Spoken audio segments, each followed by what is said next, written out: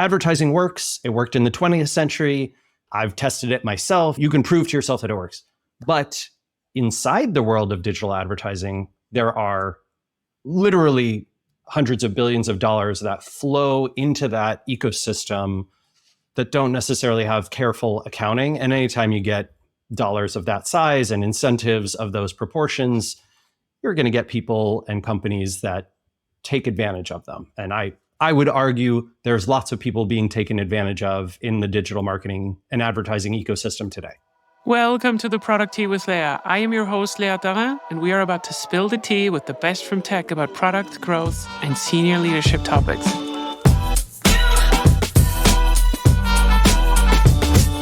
Good morning, everyone. Today we talk to the godfather of SEO, the CEO of SparkToro and indie game developer Snackbar Studio. His professional life orbits around enhancing marketing strategies through his book Lost and Founder and diverse educational resources.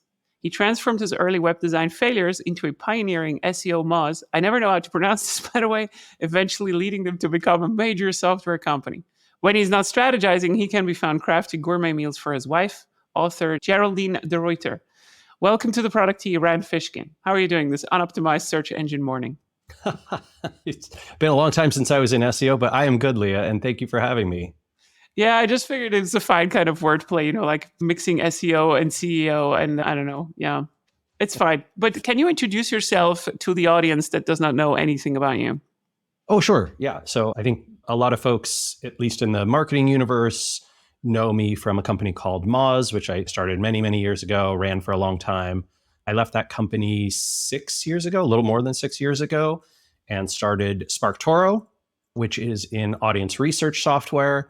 Wrote a book, Lost and Founder, which lots of folks have said very nice things about and has sold nicely. And that is sort of about mid-tier of success in the VC-backed startup world, which is not really success at all. And a couple years ago, Moz did end up selling. I had left the board of directors at that time, but also started another company called Snackbar Studio, which has just wrapped up its financing round and is using the same unique and strange financing structure that I used for SparkToro. And some people know me through this as well. So SparkToro's fundraising docs are open sourced, and many companies and a few funds have used those for their own fundraising efforts, which makes me incredibly excited because I think that, frankly, the venture world doesn't serve 99% of startups, and there needs to be other options. So startups, video games, marketing, that's my world. I really like this a lot. And this is already giving us a taste on why I invited you to the podcast, but I'm going to get into this in a second. Before we go into that, what do people get wrong about you once they get to know you? I think a lot of people assume that I am quite extroverted because I'm a people pleaser. I like to make people feel comfortable and welcome and sort of give them whatever makes them feel good in a conversation, make them feel welcome. But I actually need a lot of private, personal time away and alone from people to recharge. I don't know. I consider myself more on the introverted scale. Yeah, I have the same, unfortunately. And because I come across as extroverted, they think exactly the same thing. Now, what's funny about this is that I always automatically assume that everyone who works in marketing is automatically an extrovert. I thought that specifically about you because you're also someone that tends to get really excited about stuff that they are excited about. So like teaching things, right? Like you have usually your whiteboard on stream, where you're talking about the stuff that so you're a visualizer as well. You're trying to jot down ideas, make them consumable, and really go only into the things that actually work. And yeah, I also found your Instagram on my way to research and some stories in there. And you came across as really caring about also food, for instance, and the people around you. And yeah, this is really cool. And I appreciate you as well because you're also someone that is not or tends not to peddle any of the bullshit that we have normally in the industry, which just does not seem to work that much. And I think it is also because you've always been an operator and you also made yourself a brand like this. It's also interesting to me because you just said about your book, people said nice things about it. Is it true that you are also a little bit uncomfortable with just saying that your stuff is awesome?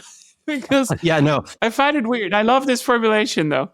Anyone who tells you that their stuff is great, that's a problem, right? I think the only okay thing to say is other people said my stuff is great. Yeah. That's quite nice, right? And I get uncomfortable with compliments. I have a theory about this. So Okay. I do actually think that we are far too critical of ourselves. So I also suffered from imposter syndrome a long time ago. I still have it occasionally, on days like where it's just like, what am I doing here? I don't deserve to be here, whatever.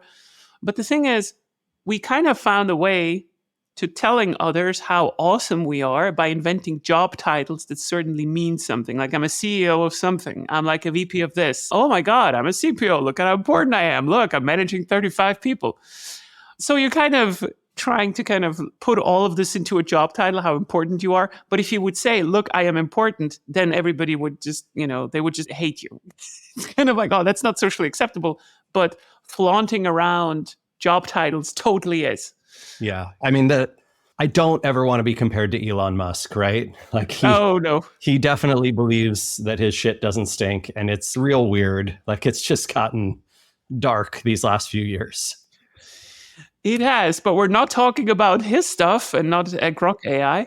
We can maybe, I don't know. Well, actually, we do a little bit. So, because we're talking about paid advertising today, and the leading question of today is that digital advertising is never a scam. Isn't that true? Isn't that true, Rand Fishkin? Never. That is a bold statement. I hope Google is paying you well.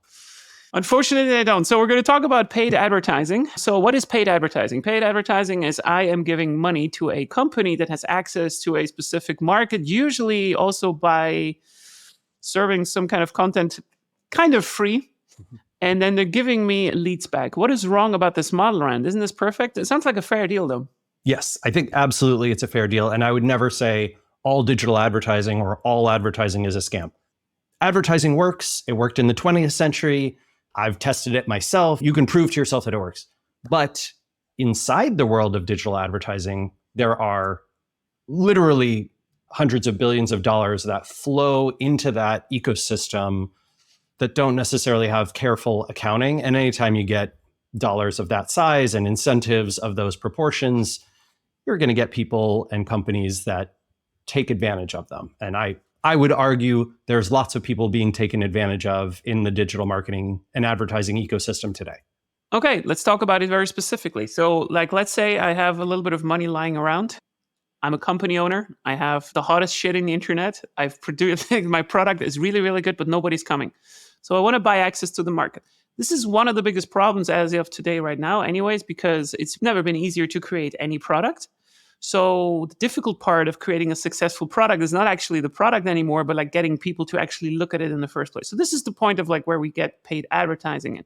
And I've been using paid advertising also as a means to test specific A/B experiments that just did not have any market traction yet, just to see what takes better. But most companies are actually buying their traffic to make money. So when you're talking about there is not proper accounting, I think what you're talking about is which traffic is real, what is this traffic doing, and would they have done it even if I would not have paid money for it? Can you go a little bit into more in detail in what you're talking about here when you talk about accounting? Yeah, I think both of those are interesting and important points. So as an example, Leah, right, you're probably aware, I don't know if all the listeners are aware, that years ago, it used to be the case that the two largest advertising providers on the web, which are Meta, right, Facebook and all their properties, and Google, Alphabet, that essentially when they caught traffic that was not valid, spam, bots, your competitors clicking on your ads to try and charge you money, all that kind of stuff, they would automatically identify it, automatically refund you. And that is a pretty reasonable and fair model. And they did this because they kind of had to, because there was a lot of skepticism around digital advertising. A lot of CMOs and VPs of marketing had grown up in the era of 70s, 80s, 90s, even early 2000s style of advertising, which was big brand spend. And so they saw the results of that through essentially A/B testing and lift, right? They didn't look at what today is the gold standard is digital attribution. And we'll make the argument, I'll make the argument certainly, that should not be the gold standard anymore. So today, Google and Facebook are so powerful, they are so dominant that they have learned, especially in the last 3-4 years, that they don't have to do this anymore. If a bunch of traffic that should not be counted for varieties of reasons, right? Could be spam, could be bots, could be your competitors clicking on you, could just be the ad appeared in the wrong place, that kind of stuff. They will count it unless your team goes and contests the results. So you have to manually go in, look through your ad channels and interfaces, call out problems where you see them, and then attempt to get refunds for that. They no longer do it automatically. And I think that's so darn sketchy because they know, right? They know that it's happening. They know where it's happening. So that's the first point you made. The second point you made, which absolutely I think is an even bigger problem, is tons of marketers spend billions and billions of dollars on advertising that is shown and that appears in the journey of people who would have bought anyway. And they are afraid. The CEOs are afraid, the CFOs are afraid, the individual marketers are afraid of shutting those ads off and testing whether they add incremental lift, right? Whether you would have gotten those sales anyway, because they're all addicted to the growth metrics and the attribution accounting, those pretty reports that Google and Facebook give you. So what you are specifically talking about is, let's say we have a high intent buyer and that person wants to buy from you, or like, it doesn't even have to be buying, by the way, right? Like, so what we're paying essentially for digital advertising is usually cost per click. Let's say I want to click. And I also know this specifically also from my bank. This is an interesting one because every time I log into my e-banking system, I'm clicking actually on a paid link that they are buying on Google because it's on the top. Yep. Where does it appear? Because I'm just typing in like UBS. It comes up. I'm clicking on it. Boom. I'm credited. So let's just talk about the scale of this particular problem. How big would you say this actual, whatever we're going to call it, malpractice or whatever, like how big is it? So like if I'm spending $100,000 on my advertising campaign like this, how much do you think is largely falsely attributed like this?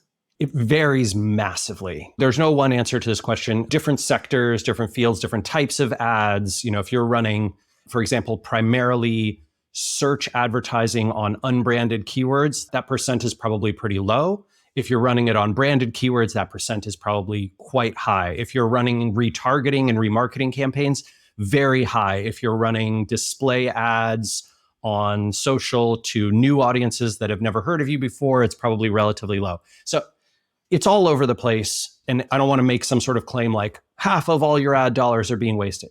But I do think half or more of all ad dollars collectively are probably being spent on ads that are shown to people who would have purchased anyway, or would have converted, would have signed up for the email list, would have visited the website, et cetera, et cetera. And that number is a little hard to know, but my guess is moderately educated. It comes from analyzing sort of where traffic comes from and where it goes to.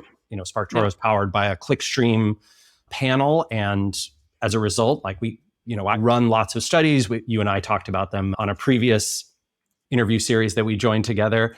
Yeah. And so, you can feel that tons of businesses, when they decide to actually do this, Leah, they shut off their ads for a month. They see 90, 95, 98% of the conversions, the traffic come through. And that is pretty scary. And it tells me one thing, which is you have to have the courage to test shutting off your ads. You have to have the courage to shut off everything that runs in your business, except maybe salary payments. But I think, whatever that's powering the product, you probably want to keep that on too. No, but I think this goes to a very good point in that it is very easy to implement processes and budgetary spends that are just recurring. That's just how it is, right? Like it's very, very easy. Now, in the case of a CFO that comes into a company and looks at kind of positions to pay for, they're like, hey, does somebody use this tool still? Do we need that many company cars? That is easy. But for marketing spend, this is extremely difficult, right? So like, here's the actual problem that comes afterwards. I think, by the way, I agree with you, but from a completely different point. I'm not sure whether you've ever heard this one as well. But you probably have. But like, if we talk about MQLs. Sorry, what was the acronym? If we talk about marketing qualified leads. So qualified leads that are coming from marketing in some kind of way, whatever they are defining them as, whatever they do.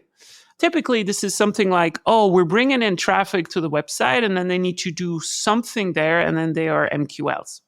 And this is usually used as kind of like the counterpart to sales, where you're being measured like, hey, Rand, I want you to bring us 100 MQLs next month and then you are successful. If you don't, then you have failed as a marketer. The problem lies in the definition of these MQLs. So a lot of companies that I have been working with is that they're defining this, like what the traffic is that comes in without any check on intent.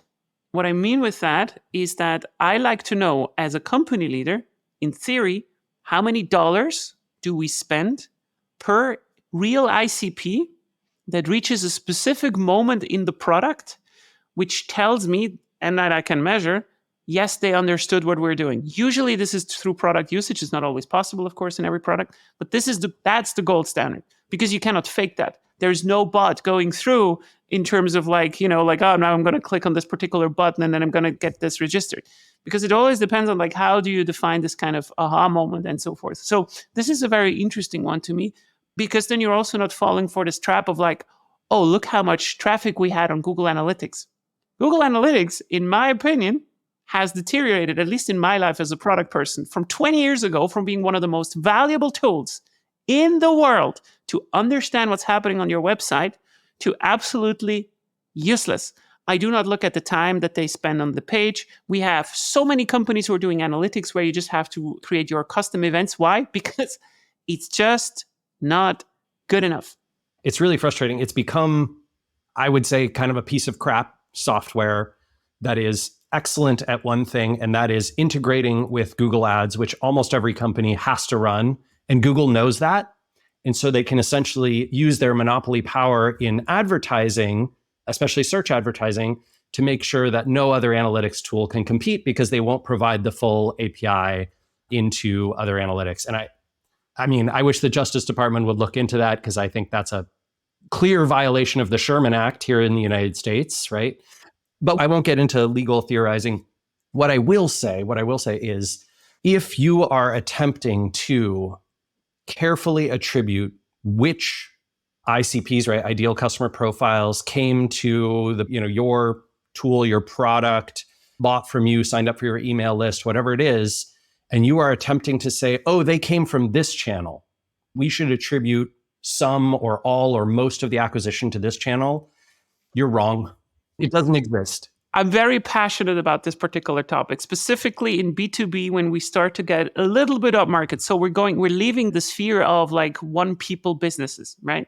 So I'm a one people business, more or less. Okay, I also have an assistant, but the moment you go a little bit above that, like, and you have a couple of people in a company and you try to figure out what made someone buy, things get incredibly complicated. Is it first touch? Is it last touch? Is it middle touch? Is it multi-channel attribution? I think there is some kind of wisdom in there somewhere, but it is really, really, really, really difficult. And it's mostly stupid to think that someone is coming from one method only. The only thing that you measure is what was the last touch that they did to get to you. And that alone is not useful. It's not useful, and it's lying to you too, right? So a huge amount of the web's traffic, if you go into any, I don't care if you use Google Analytics or Omniture, whatever you want to use, go to your log files. It will say that a huge percent of your traffic came from direct or from Google search. Those two are going to be at least 60 and often 90% plus of everyone's traffic. And what's really happening is someone, especially as a B2B example, someone talked about you in a Slack community. They clicked a link in that Slack community, and Slack intentionally removes the referral tracking. And so you cannot see any referral. So it shows up as direct. No. Or someone says, oh man, have you tried SparkToro? It's this great tool. And so that person goes to Google and they search for SparkToro. And now Google gets the credit, right? And that, just ridiculous, right? Insane. Or the third one is they see in their, chat logs, SparkToro, someone's typed that in. So now Facebook's keystroke logging is like, great, excellent. Let's make sure we show them the Facebook ads as they're browsing Instagram or Facebook or the web. Google Ads does the same thing. And then Google or Facebook gets the credit for showing you the ad when in fact it was just a recommendation from a coworker on Slack or an email or whatever it is. It's all, you will never be able to know true attribution. And if you're trying, you're fooling yourself. I've never seen everyone who comes to me and says, oh, Rand, we have this econometrics marketing mix modeling system, and it's powered by this AI stuff. It does incredibly advanced math to sort out. And I'm like, it's like a dog's butt. Cat's butt. I believe I believe that you are able to get some reasonably good data if the only thing you're trying to measure is which ad spend was most effective on particular ad channels. But if you're trying to actually figure out how much did PR or brand or organic content or word of mouth or news media or being on a podcast or going to a conference or event or the million other things that people do in the world, you'll never know. And you will undercount the important stuff and you'll overcount the digital advertising. And that's part of where the scam happens. So I can give a very specific example on what you just said is absolutely true also in my experience. So I've been starting to really start the content mill for my own brand about 3 years ago, or like maybe 2 to 3 years ago. You're one of the few people that actually has more followers than me on LinkedIn. Shame on you for that. Sorry. And I did the math at some point, right? So like, how many followers do we have? you have I think you have 150,000 or something. I don't know where I'm at the moment. Like I think I'm at 56,468 or something. Not that I care. No, but like, so here's the thing. This was an extremely arduous exercise to also kind of build reach and so forth. But I always believed in that this at some point will work and so forth. You know, like I'm also coming from this kind of school of, I mean, it's not the school of Adam Robinson. I think he started after me on this stuff as well. Like, you know, like, but building in public, but you kind of believe that it kind of works. Yeah. None of this in there would help you with attribution.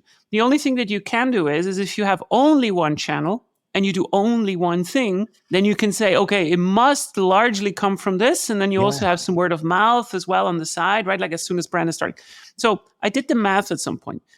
And by all means, like my consulting clients that I have, I would count as an enterprise business seller, right? Like my B2B business is enterprise buyer. So my ACVs are at least 100,000. So they spend at least 100,000 per year on me for every advising client that I have. Now, if I'm breaking this down to the impressions that I'm getting per year, then you end up with, well, per 1 million impressions that I have on LinkedIn, I get probably one advising client. Good luck figuring out now whether if I increase with paid advertising by 50% my impressions, whether I'm going to get another 3 advising clients afterwards. And this is the problem of B2B sellers that actually have money in the sense of like they need to spend a lot of money to get one kind of buyer. It's impossible. You need to trust the process. And yeah, so I can absolutely attest to this with you as well. Like, so I made today also my strategy for the next year and like how I want to build my own business further, right? Like, how can I push this even further? How can I scale it? And I sat together with my assistant and we actually defined only numbers that we were like, you know, like we're going to go for the followers, we're going to go for the subscribers that we have and so forth, but we're not going to directly target them because we could always buy them. We're going to observe them as a result of us increasing the amount of content that we produce. That's the connection that I believe in. The rest is garbage. It really is. It just does not work. My experience has been that the best marketing channels are the hardest to measure. Because they're hard to measure. Because if they would be easy to measure, the cost will come down. That's the thing. It's just basic, yeah.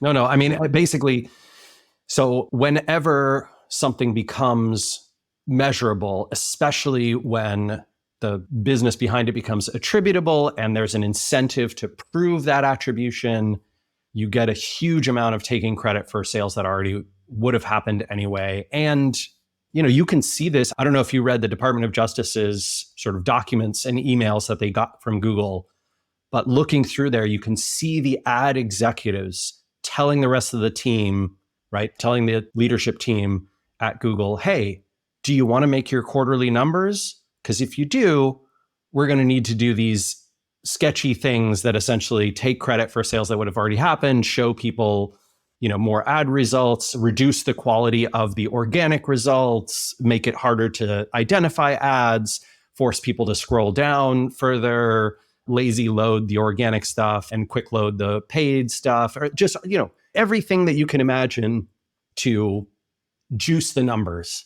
And unfortunately, because they're a monopoly, we have to go for it, right? If it was like, oh, Bing and Google and DuckDuckGo are each a third of the market, they would all have to innovate, right? They'd all have to be as high quality as they possibly could. They'd have to do a great job of showing you, hey, these sales probably would have happened anyway, because they would use that as a unique value proposition to get customers. Google's unique value proposition is, where are you going to go? Right? That is very true. That sucks. I think I was writing an article. I think it was my first one on my AI blog, where I was just thinking, or like trying to kind of figure out, like, how does Google's business change because of AI models that just avoid Google by using Google, but like without going to Google, or like in general. But like, and then the broader point is like, we will have models, and this is already happening, that are not going over the interface that the product has. So you don't even need to engage with the product anymore. You can just get the value out, and this kind of bypasses ads and then some other stuff. So it's really very interesting on how that ends up. Yeah. But so we've been, sorry, go for it. Well, I would just point out, right, that what we call AI today is extraordinarily similar. Maybe it's a slight advancement from the machine learning models that we had in 2011, 2012. It is more advanced, right? And machine learning has made a bunch of progress, and the large language models that we have today are an advancement. But Google has been using what we call AI for 12 years. So has Facebook. The algorithmic feeds that Twitter and Facebook and Reddit and LinkedIn and YouTube use to addict us based on engagement, that's all machine learning, the same stuff that underpins large language models and AI. When people are like, how is AI going to change the web? I'm like, it already has. You're seeing it now. It's been happening for a decade. I don't know what we're talking about here. What do you mean, how is AI going to change? This is the AI. It's already there. So is more stuff going to keep coming? Sure. I think we're just eliciting a lot of emotion with people when they are confronted with a new interface to interact with something. And I do contend as well, like, that AI has given me more access to things that were completely hidden for me before than it ever has. Like understanding legal contracts, checking bullshit in seconds rather than hours. Gish galloping is much, much harder. Like this logical kind of behavior of people that they just like give you a slew of arguments that are just stupid and you just cannot address them anymore. So I think there's also good things in there. But before we go into this, been ranting for like 25 minutes right now against paid advertising. So let's become a little bit more practical then. What would you suggest to a typical, B2B SaaS company that is selling to other clients? They have some money, or they're trying to figure out their go-to-market. What should they do then? I mean, you got a point. There might be something fishy. So I think what I would love to tell them is, gosh, you should really be investing in things like organic content and organic social and press and PR and media coverage and events, and all this type of stuff that I love to do that's been very effective for us. We haven't spent any money on paid advertising, and SparkToro has turned into a nice little low seven-figure business. But that is unfair. I don't think that's actually the right advice. I think for many B2B companies and B2C companies, advertising is where you should spend your dollars and efforts. But what I would urge you to do is, A, like we talked about, have the courage to shut off your ads and see what, how many of those sales would have happened anyway. And B, you've got to be thinking about digital advertising outside of the attribution that Google and Facebook are providing to you, and Apple and Amazon and all of these. And instead, I would argue what you should do is treat it the way Coca-Cola treated billboards in 1965. So, in 1965, Coca-Cola would run a billboard with one message in Cleveland, Ohio, and they would run another one in Cincinnati. And since those two cities are quite similar in size and demographic makeup and amount of Coca-Cola purchased per capita, they would see which one resonated more. And then they would run that one across the rest of Ohio, and they would compare that to the California campaign, and they'd decide if this was going to be a national billboard or if they were just going to run it state by state and locally and expand it. And the way they would test that is by looking at same store sales lift with seasonality baked in, right? Compared to last year, this time, did we see more lift than our model would have expected? Oh, we did. We saw a 5% extra lift in same store sales within a 5-mile radius of where this billboard is. That suggests that billboard really worked. Let's try it in Cleveland. Hey, it worked again. All right, we're rolling it out to Akron. Hey, it worked a third time. You know what? This billboard works. We're rolling it out across all of Ohio. Maybe we'll expand to Illinois. That is a fundamentally 20th century way of thinking about how you test and invest in advertising. And it sounds crazy to say, hey, we have all this sophisticated data. We have machine learning. We have AI models. We've got fantastic amounts of data that you can use. And I'm telling you that you should do it the way Don Draper did it in the 60s. Sorry. I think that's the only thing you can trust. I just don't believe any of these other sources. I've seen too many examples of people shutting them down and getting the same or improved results. You can do it yourself. Go look at the New York Times case study on Citibank. Go look at the Airbnb case study from 2021, where Brian Chesky talked about how they pulled their paid ads down to 5% of their previous spend, dropping hundreds of millions of dollars, and saw improved results. Look at the Uber case studies. Look at the Chase Manhattan case studies. There's just too many. Like, there's too many of these, public and private, from almost everyone you know. If you put up something saying exactly what I'm saying right now on LinkedIn, you will get hundreds of comments where people go, yeah, I saw that too. We did this and we saw, like, I'm not telling you something you don't know. I'm telling you something that your CFO and CEO won't let you do. Okay, so I'm trying to take a little bit of a contrarian point here. So I don't think that, so I do agree with you as well, like that if you have any room for experimentation, very often companies do have that before they even turn to paid advertising, where you can isolate an effect. And isolating an effect means that you have a representative segment. It's almost like, not an A/B test, but almost like what you also described, where you can run something which is the only changed factor at that time, which also makes a big enough difference. And this is where we have to say something really important here. Even though you account for seasonality still has seasonality in it as well. There's also other effects happening in the world, unfortunately. Economic trends or local trends will make it harder to see these effects. There's no doubt about it. I'm not going to argue that this is without risk. But this is something where I talk a lot about in my cohorts as well. Like, you need to understand what statistical significance is and how big the differences have to be from where you can still say that, yes, I expect to see proof that this actually works. Let me give you a very specific example. So, for instance, when I was working at Microsoft, it was very reasonable to prove with absolute certainty, as much as you can be certain, that a 0.2% change to the search volume was caused by an A/B experiment that we ran. Why? Because of the insane volume that we had, the amount of separation that we were able to do, and so forth. Now, if you're taking the same kind of thing and you're applying it to something that is much, much lower volume and much more qualitative. So, for instance, Rand going out and is talking to clients, and let's see how much he converts. Then there's a lot of different factors in there that are extremely different. But, like, let's say you have a new offering and you have an older offering from last month and so forth. Unless the new offer is like 10 to 20% better than what you did before, you will not notice it. Yeah. Why? Because there's too many other factors kind of messing with your data. And this is something that is really important to understand, and also sometimes a very good argument for doing more product-led growth or like more down market kind of spread on things, because you start to get much more data. So, like, if I'm expanding to a lower market, that means I have more customers. If I have more customers, even though they might not be paying that much, I can start to grab them sooner, and I can also test more with them because they give me much more data. So, for instance, the freemium crowd, like if you have a product that could have a freemium but you do not make it, you're going to operate with 1% of the data, unironically, 1% of the data that a company has that has a freemium of the same product, but they have 100 more people in the free version of their product. So they can start to experiment things, right? Like, you can run ads, as you said as well. You can see the effect of these ads. Yeah. And that is something that we just highly underestimate, I still think, in business. But yeah, it's understandable. I also know where this fear is coming from. Yeah. And, there's a variety of techniques and they're unique to everyone, right? So you could only run your ads against if you're targeting B2B executives, you could decide, hey, you know what? We're going to go after healthcare first, and then we'll go after climate tech, and then we'll go after software. And we're going to try these different things and see which works with these different markets. You can do it geographically, right? Like Coca-Cola in the 1960s. You can do it time series based. But I'm going to say something controversial, which is, back in the 20th century, there was this famous phrase, which is carried forward into the 21st, which was, I know that half my marketing dollars are wasted. I just don't know which half. And I am going to argue that's a good thing.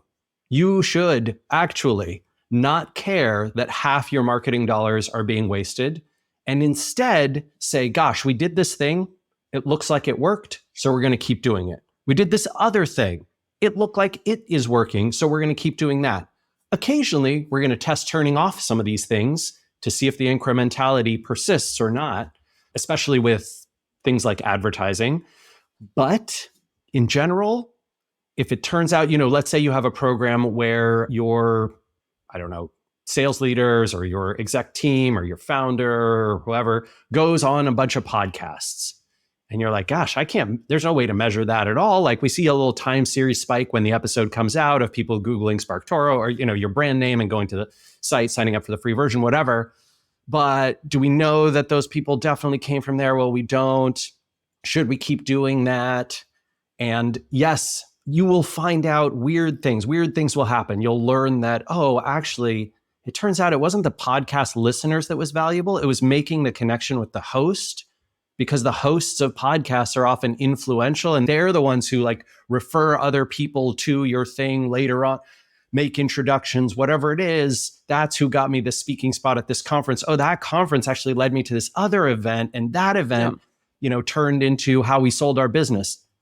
You're going to tell me you can analyze that serendipitous relationship? No, you can't. And so I generally tell people, be willing to waste marketing dollars, especially outside of advertising, on organic initiatives, because they tend to do things that you don't expect that are serendipitous. I would say I tell most small and medium businesses, find things that you like doing. You're passionate about them.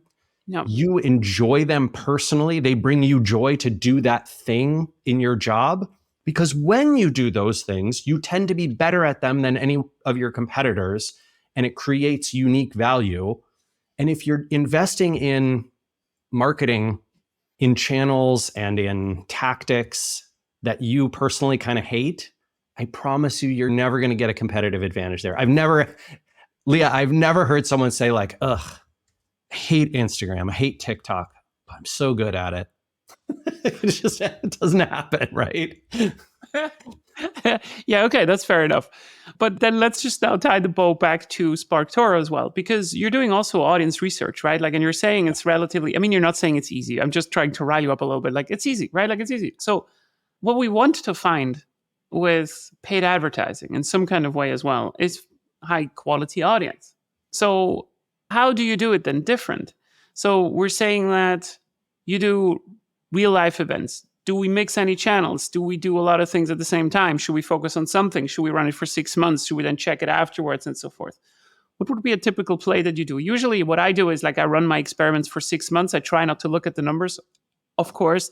And then I kind of analyze them afterwards just to see like whether I'm happy with some of the qualitative stuff. So for instance, the reviews of the people that have been left by people, or like how many comments that I got per views and so forth. So something about quality is in there. Yeah. So we do, I would say, sort of a gut check feel on, is this going well? We look at broad numbers and sort of observe those. We look at a bunch of what used to be called vanity metrics. So lift in followers, lift in visits, lift in branded search. That's a big one for us. If more people are Googling SparkToro last month, this month versus last month, that tells me that our initiatives are working, or word of mouth is working. And, I'm going to stick with it. I actually am testing the next 2 quarters. I'm saying no to all podcasts and seeing what happens. So. Did you realize you're on a podcast right now? Yeah. Don't worry. I have, I think, 1 or 2 more after this one. And then my calendar has no more podcasts for a while. I should wait with releasing this. It's just, no, wait, that fucks your experiment. That's not a good idea. We're not doing that. No. We're not doing that.